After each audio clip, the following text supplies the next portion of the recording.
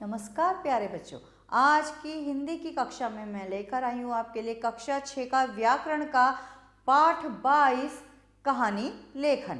तो कहानी लेखन आपको कहानी सुनने में बहुत मज़ा आता है, सभी बच्चों को बहुत मज़ा आता है। आज देखते हैं कहानी लिखने में कितना मज़ा आता है। तो आइए देखते हैं कहानी को किस प्रकार लिखा जाता है। कहानी कहना सुनना ना जाने कब आरंभ हुआ, परंतु यह सिलसिला आज तक जारी है। बच्चों को कहानी सुनना और पढ़ना बहुत अच्छा लगता है। कहानी लेखन एक ऐसी कला है जिसे अभ्यास द्वारा सीखा जा सकता है। यदि कुछ बातों का ध्यान रखा जाए तो हम क्या करते हैं, कहानी सुनने में और हमें जो है कहने में या पढ़ने में बड़ा ही मज़ा आता है। कहानी जब हम कोई कहानी की किताब पढ़ते हैं तो उसमें बड़ा ही इंटरेस्ट आता है, बड़ा रुचि लेकर के पढ़ते हैं। और दादी नानियाँ जब हमारी कहानी सुनाती हैं तो हमें और भी मज़ा आता है उनके साथ कहानी सुनने में। लेकिन क्या हमने कभी कहानी लिखने का अभ्यास किया है या कोशिश की है? तो कहानी जब हम लिखते हैं तो ये अभ्यास द्वारा बहुत निखरती चली जाती है। शब्दों को तोड़ मरोड़ के हमें जोड़ करके एक कथा का निर्माण करना आना चाहिए।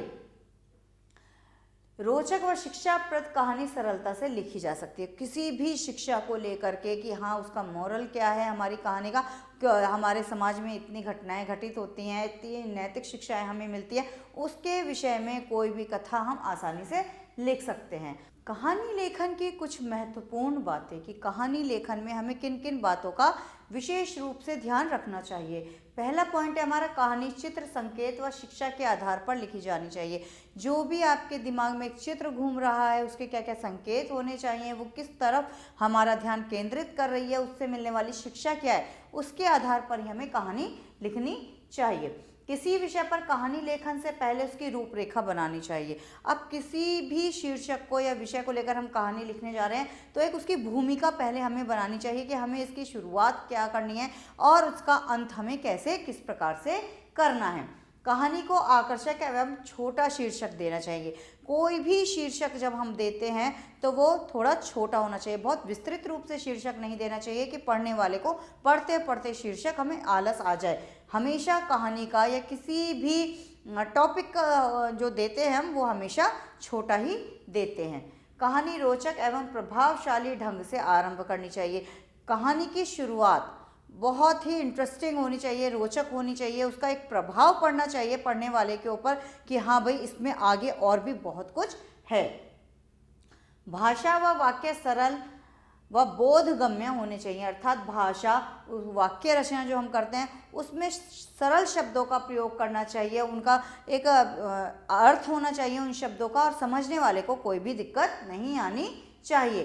कहानी विषयानुकूल एवं शिक्षाप्रद होनी चाहिए। जिस बारे में आप बताना चाह रहे हैं कहानी के माध्यम से उस विषय के इर्द गिर्द सारी बातें घूमनी चाहिए और उनसे कोई ना कोई शिक्षा हमें ज़रूर प्राप्त होनी चाहिए। कहानी में घटनाओं को क्रमानुसार लिखना चाहिए, अर्थात कोई भी कहानी है उसमें जो भी घटनाएं घटित हुई हैं उनको हमें एक क्रम के आधार पर ही लिखना चाहिए। ये नहीं कि पहले कोई सी घटना लिख दी और फिर कोई सी लिख दी, जिस घटना को पहले आना चाहिए वो घटना बाद में आ रही है, नहीं, हर टॉपिक को हमको क्रम के अनुसार लिखना चाहिए। कहानी हमेशा भूतकाल में ही लिखनी चाहिए, अर्थात कहानी का अर्थ ही होता है कि बीते हुए समय को बताना कि क्या क्या होता था, तो हमेशा कहानी को भूतकाल में ही लिखना चाहिए। कहानी के अंत में उससे मिलने वाली शिक्षा अवश्य लिखनी चाहिए। जब भी आप कोई कहानी लिखते हैं तो अंत में एक नोट के रूप में हमें उसकी शिक्षा का विवरण नीचे अवश्य देना चाहिए।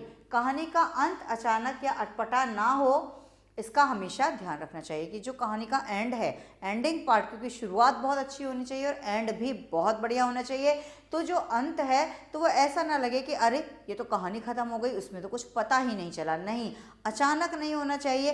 कहानी को मध्यम मध्यम तरीके से आगे बढ़ना चाहिए और जब तक उसका अंत आए कहानी में हमेशा रोचकता बनी रहनी चाहिए। यहाँ पर कुछ कहानी दी गई है तो हम देखते हैं, वो एक कहानी पढ़ते हैं कि चोर की दाढ़ी में तिनका। किसी नगर में एक धनवान व्यक्ति रहता था, उसके पास बहुत संपत्ति थी, उसका कारोबार भी बहुत बड़ा था। कामकाज संभालने के लिए उसने बहुत से नौकर रखे हुए थे। उन नौकरों में एक नौकर को चोरी करने की आदत थी। एक बार उस नौकर ने मालिक के आभूषणों की पेटी चुरा ली। उस व्यक्ति ने आभूषणों की पेटी को ढूंढने के लिए अनेक प्रयत्न किए किंतु निष्फल रहा। चोर को कोई पता न लग सका। अंत में उसे एक युक्ति सूझी। उसने दूसरे दिन अपने सभी नौकरों को इकट्ठा किया और उन सबको एक जैसी लंबी छड़ी दे दी। धनवान आदमी ने नौकरों से कहा कि जिसने आभूषण की पेटी चुराई होगी उसकी छड़ी 1 इंच लंबी हो जाएगी। उसने सब नौकरों को घर भेज दिया और प्रातःकाल छड़ी सहित आने को कहा। जिन नौकरों ने चोरी नहीं की थी उनको तो डर ही नहीं था। भाई, जिसने कोई गलती नहीं की है तो उसे किस बात का डर। वे निश्चिंत रहे, परंतु चोर डर गया। उसने सोचा, मैं पहले ही छड़ी को 1 इंच छोटी कर दूं। अब जो चोर था उसने सोचा कि मैं पहले ही 1 इंच छोटी कर देता हूं, तो अगर बढ़ेगी भी तो 1 इंच ही बढ़ेगी। उसने छड़ी को 1 इंच काट दिया और दूसरे दिन उसी छड़ी को लेकर धनी के पास गया। सब नौकरों की छड़ियां पूरी थी, परंतु चोर की छड़ी छोटी थी। उसकी चोरी पकड़ी गई।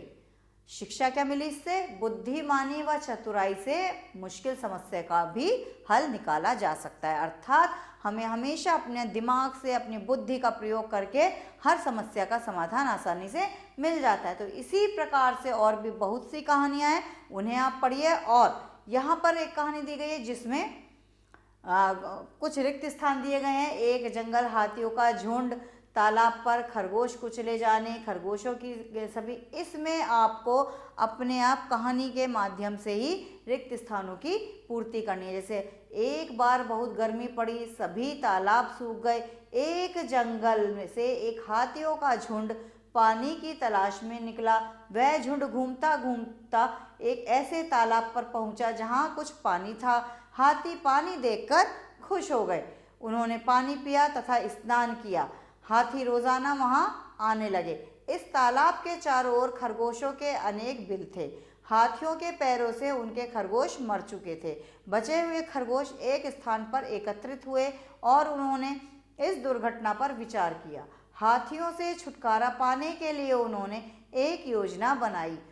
उनमें से एक खरगोश हाथियों के राजा गजराज के पास गया और उनसे कहा कि हमारे राजा चंद्रमा हैं। वे आजकल आकाश से नीचे तालाब में आए हुए हैं। वे आपके तालाब पर आने से नाराज हैं।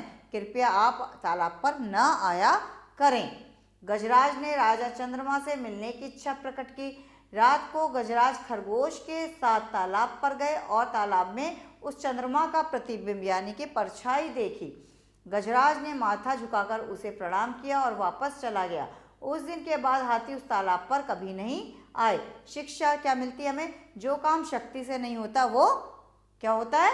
बुद्धि से होता है। अर्थात जो काम जोश से नहीं होता उसे हमें होश से करना चाहिए। तो इस कहानी से आपको ये खाली स्थानों की पूर्ति करनी है। तो इसी प्रकार से नीचे आपको कहानी दी गई है, ऊपर रिक्त स्थान दिए गए। इन कहानियों को, इस कहानी को इसमें पढ़े जो वाक्य हैं उनसे इसको पूरा करने का प्रयास आपको करना होगा। इसी प्रकार से एक आपका है निम्नलिखित शीर्षक व शिक्षा के आधार पर कहानी लिखो। शीर्षक खेत में गड़ा धन। शिक्षा क्या है? परिश्रम ही सबसे बड़ा धन है। तो अब ये जो है कथा इसमें दी गई है, इसके अतिरिक्त आप कोई भी एक कहानी और अपने आप लिख सकते हैं। आइए देखते हैं इसमें हमने क्या सीखा। चित्रों के अनुसार कहानी लिखो तथा उनसे मिलने वाली शिक्षा भी लिखो। यहाँ हमें चित्र दिए गए हैं कि एक इंसान दिखाया है, वो टोपी पहनकर जा रहा है, साथ में बंदर बैठा है, उसने उसकी टोपी छीन ली, टोपियों का थैला है उसके पास, ये सारे चित्र हैं।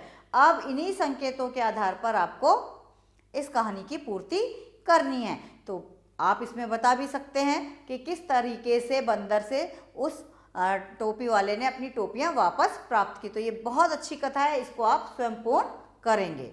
शिक्षक व शिक्षा के आधार पर कहानी लिखो तथा कहानी से संबंधित एक चित्र भी बनाओ। शीर्षक व शिक्षा के आधार पर, जैसे शीर्षक है बुरी संगति और शिक्षा बुरी संगति से बचना चाहिए। शीर्षक है आपका लालच बुरी बला है और शिक्षा लालच का फल सदा हानिकारक होता है। शीर्षक है सच्ची भक्ति। शिक्षा हमें अपने कर्म में लीन रहते हुए सच्चे मन से ईश्वर की भक्ति करनी चाहिए। शीर्षक है लोमड़ी और सारस। शिक्षा जैसा करोगे वैसा भरोगे।